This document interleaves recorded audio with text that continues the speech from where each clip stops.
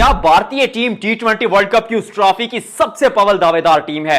क्या उनसे मजबूत टीम टी20 वर्ल्ड कप में कोई नहीं है? इसकी चर्चा करेंगे, क्योंकि अगर आप शुरू से देखते हैं अभिषेक शर्मा अब तक खामोश जरूर हैं, पर वो क्या कर सकते हैं ऑन हिज डे कुछ प्रूव करने की जरूरत बंदे को है नहीं, क्योंकि लाखों में एक हमारा अभिषेक शर्मा। ऐसी भारत से आवाजें आती हैं, फिर ईशान किशन फॉर्म में है, फिर सूर्य कुमार यादव रन बना रहे हैं, टॉप ऑर्डर एकदम स्पॉट एकदम सॉलिड, क्योंकि तीनों में से एक बंदा जो है, जो एक खिलाड़ी है, वो हर मैच में परफॉर्म करता है।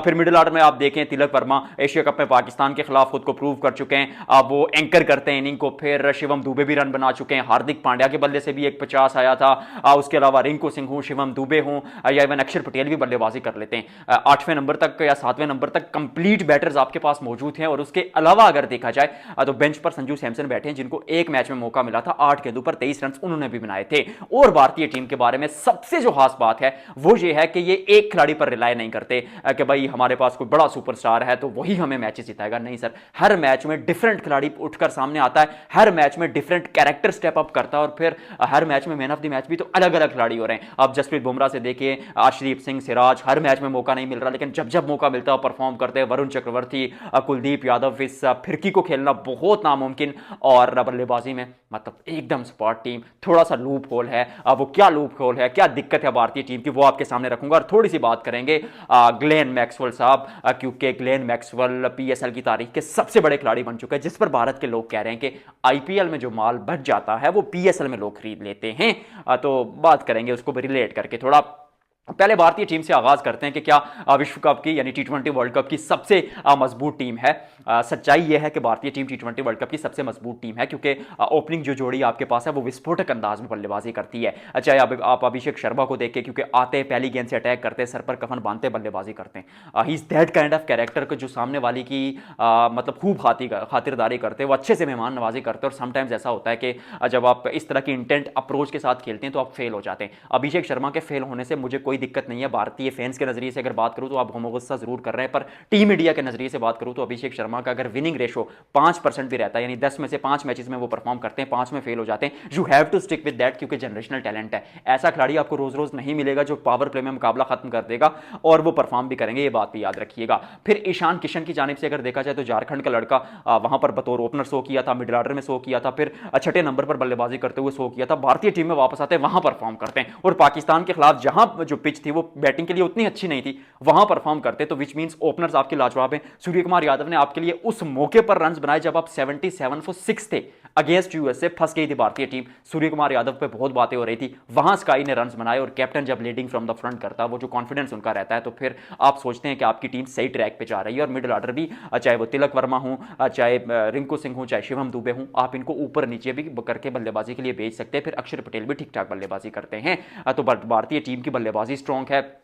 अगर एक मसला है, मसला एंड पे बताता हूं, थोड़ा स्पिन गेंदबाजी की बात करते हैं। चाहे वरुण चक्रवर्ती की आप बात करें, तो मुझे लगता है इस टी20 वर्ल्ड कप में 2 ऐसे गेंदबाज हैं जो सबके लिए दर्द सर बनेंगे। उनमें एक उस्मान तारिक और दूसरे वरुण चक्रवर्ती। और इन दोनों की अगर मैं आपको बात बताऊं तो वो इसलिए खास है क्योंकि गेंद पड़ने के बाद तेजी से अंदर की तरफ आता है। यार वो चीज़ आपको एशिया में समझ नहीं आएगी अगर आप किसी सीनियर कंट्रीज में या किसी बैटिंग ट्रैक पर भी बल्लेबाजी कर रहे हैं, या फिर इवन स्पिन कंडीशन में बल्लेबाजी कर रहे हैं, वो गेंद एक ही तरह से अंदर आती है।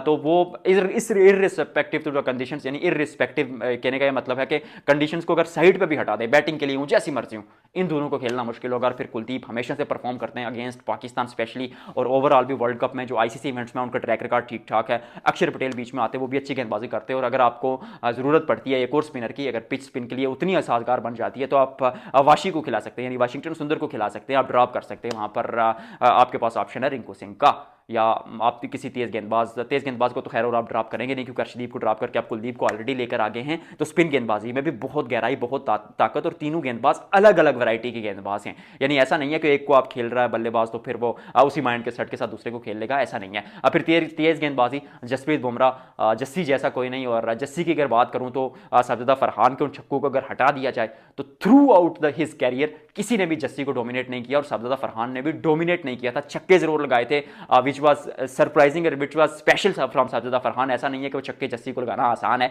लेकिन उनको हटा दिया जाए तो Jasprit Bumrah world class bowler, और आइंदा साजिदा फरहान के सामने आएंगे तो आसान नहीं होगा सैयद फरहान के लिए जसप्रीत बुमराह को मारना, क्योंकि जस्सी की ईगो को हट करके वापस उनको हिट करना it won't be an easy task. और फिर अगर तेज गेंदबाजी के लिए पिच साजगार है तो आप कुलदीप या अक्षर को तो खैर बैठाएंगे नहीं, वो बल्लेबाजी करते हैं, तो कुलदीप को बिठाकर आप अर्शदीप और सिराज को भी खिला सकते हैं, जो दोनों इनफॉर्म है और दोनों परफॉर्म भी कर चुके हैं।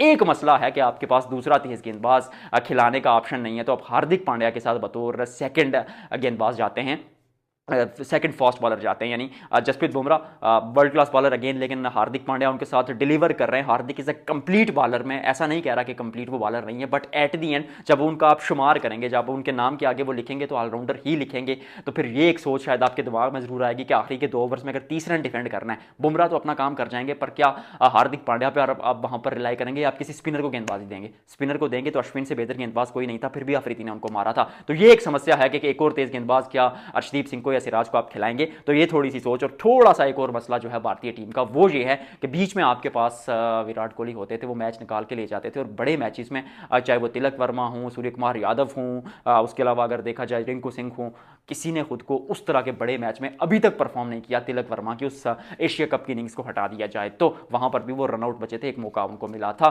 तो विराट कोहली के साथ कंपैरिजन किसी का बनता ही नहीं है। कई लोग कह रहे हैं कि भाई एंकर करते हैं तिलक वर्मा, सर विराट कोहली एंकर करते थे, शॉट्स खेलते थे, जब दिल चाहता था वो छक्के लगाते थे। वो मोहाली की इनिंग्स आपको ऑस्ट्रेलिया के खिलाफ याद होगी, एमसीजी में पाकिस्तान का क्या हाल किया था, साउथ अफ्रीका के खिलाफ 2014 world cup. I mean Virat Kohli three dimensional player नहीं बल्कि थ्री फॉर्मेट प्लेयर, और एक ही कदकाठी के साथ खेलना, वो 15 साल काम किया विराट कोहली ने, इसलिए वो विराट कोहली बने। कोई 1-2 साल ये काम करके विराट कोहली नहीं बन सकता।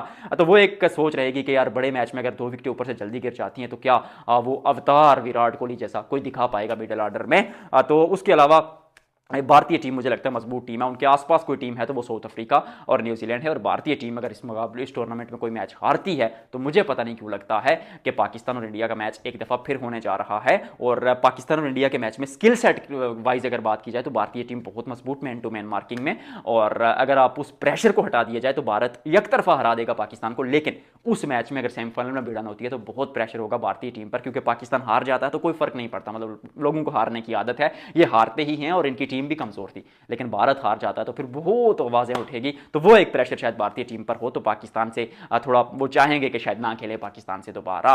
उसके अलावा हैदराबाद की टीम में आ गए हैं जी मैक्सवेल, सबसे बड़ी साइनिंग, और एक खबर के मुताबिक जो है मार्नस लेबुशेन, क्योंकि 5 मैचेस के लिए अवेलेबल थे तो बाकी के जो 5 मैचेस हैं उनके लिए खेलेंगे, उनमें खेलेंगे आपके लिए ग्लेन मैक्सवेल। तो इस तरह की ये साइनिंग हुई है, क्योंकि कई लोग पूछ रहे हैं डायरेक्ट साइनिंग हो चुकी है, कैसे लिया? ऐसे लिया भाईजान, मैंने आपको बता दिया। तो आज की वीडियो में फिलहाल इतना ही। आपके नजदीक T20 वर्ल्ड कप की सबसे मजबूत टीम कौन है जरूर बताइएगा। मिलते हैं आपसे अगले व्लॉग में।